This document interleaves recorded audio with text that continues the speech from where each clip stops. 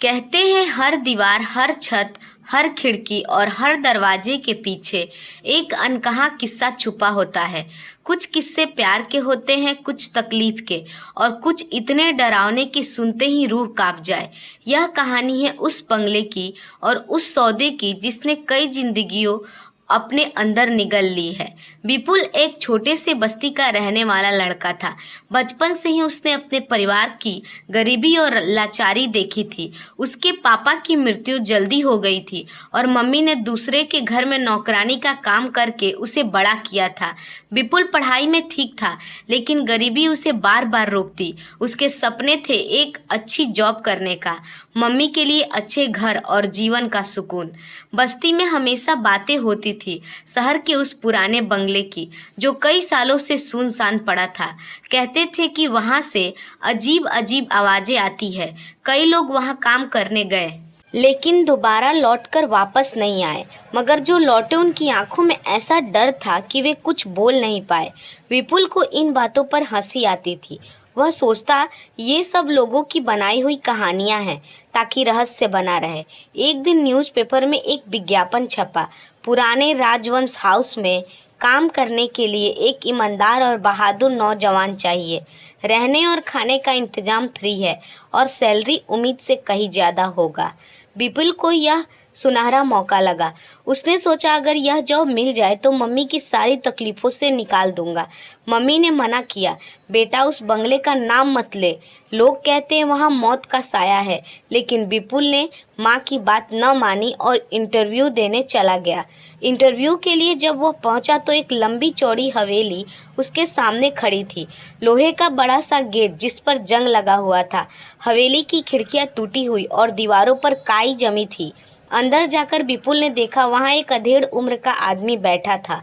नाम था निशांत राजवंश। बहुत गंभीर और ठंडी आंखों वाला आदमी था। निशांत ने बोला, तुम्हें यहाँ काम करना होगा, बस एक शर्त है, जो देखना जो सुनना उस पर सवाल मत करना।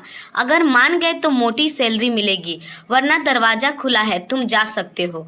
विपुल को थोड़ी हैरानी हुई, लेकिन पैसों का लालच और मम्मी की स्थिति उसके सामने थी। उसने हामी भर दी।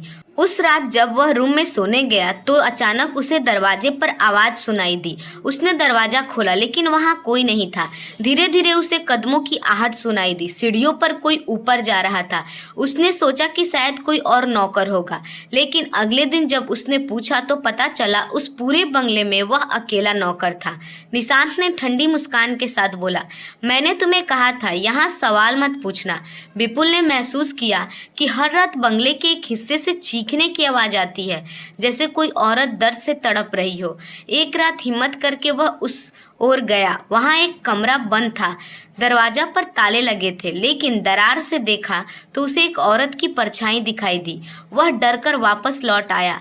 कुछ दिन बाद घर में एक लड़की आई। उसका नाम था शिवानी। वह बहुत सुंदर थी, लेकिन चेहरा हमेशा मुरझाया रहता था। विपुल ने उसे बात करने का प्रयास किया तो उसने धीमे स्वर में कहा, यहाँ से चले जाओ, वरना तुम्हारे साथ भी वही होगा जैसा बाकियों का हुआ था। विपुल शौक हो गया। बाकी का? कौन बाकी का? लेकिन शिवानी कुछ और नहीं बोली। उसकी आंखों में आंसू थे। धीरे धीरे विपुल को पता चला कि निशांत असल में एक बहुत बड़ा व्यापारी था, जो बाहर से शरीफ दिखता था लेकिन अंदर से हैवान था। वह महिलाओं को शादी का झांसा देकर बंगले में लाता, फिर उन्हें प्रताड़ित करता और उनका इस्तेमाल अपने धंधों के लिए करता। जब औरतें टूट जाती तो उनका सौदा कर देता, कभी पैसों के लिए, कभी उनकी हवस के लिए। जो औरत मना करती उसकी चीखें उसी रूम में सुनाई देती और कुछ ही दिनों बाद वह लापता हो जाती। विपुल को धीरे धीरे शिवानी से प्यार हो गया। वह उसकी हेल्प करना चाहता था। एक दिन शिवानी ने सच्चाई बताई, मैं इस बंगले में पिछले 4 साल से कैद हूँ। निशांत ने मुझे धोखे से यहाँ लाकर मेरा जीवन तबाह कर दी। जो औरतें यहाँ आई थी उनमें से कोई जीवित नहीं बची, सिर्फ मैं रह गई हूँ, क्योंकि वह मुझे किसी और अमीर आदमी को बेचना चाहता है। विपुल यह सब सुनकर दंग रह गया। विपुल ने शिवानी को लेकर भागने का प्लान बनाया। दोनों ने एक गुप्त रास्ते से निकलने का प्रयास किया, लेकिन निशांत को सब पता चल गया। उसने अपने आदमियों के साथ विपुल को पकड़ लिया।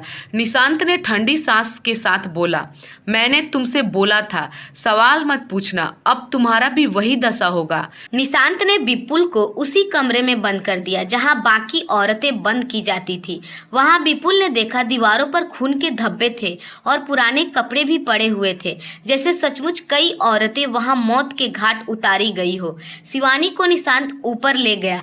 विपुल ने पूरी जोर लगाकर दरवाजा तोड़ा और ऊपर पहुंचा। वहां उसने देखा कि निशांत शिवानी का सौदा एक और आदमी के हाथों कर रहा है। विपुल ने हिम्मत करके निशांत से भिड़ गया। दोनों के बीच जबरदस्त लड़ाई हुई। आखिरकार विपुल ने निशांत को उसी कमरे में धक्का देकर बंद कर दिया, दरवाजा ताले से जाम कर दिया। निशांत चीखता रहा, मुझे बाहर निकालो, मैं मर जाऊंगा। लेकिन वही उसकी सजा थी। जिस कमरे में उसने न जाने कितनी औरतों की चीखें दबाई थी, उसी कमरे में उसकी चीखें गूंजती रह गई। विपुल और शिवानी वहां से निकलकर पुलिस के पास गए। पूरी सच्चाई सामने आई। बंगले की खुदाई में कई लाशें मिली। लोगों ने बोलना शुरू कर दिया, यह बंगला अब कभी शांत नहीं होगा। हर रात इसकी दीवारों से वही चीखें गूंजेगी, क्योंकि जुल्म की सजा कभी माफ नहीं होती। विपुल और शिवानी ने एक नई जिंदगी की शुरुआत की, लेकिन जब जब वह सोते तो उन्हें अब भी वही परछाइयां दिखाई देती, जो उन्हें याद दिलाती कि मौत का सौदा कभी अधूरा नहीं रहता है। दोस्तों, हमारी कहानी आपको कैसी लगी कमेंट में ज़रूर बताइएगा और हमारे वीडियो को लाइक और चैनल को सब्सक्राइब जरूर कीजिएगा। मिलते हैं एक और नई कहानी के साथ। धन्यवाद।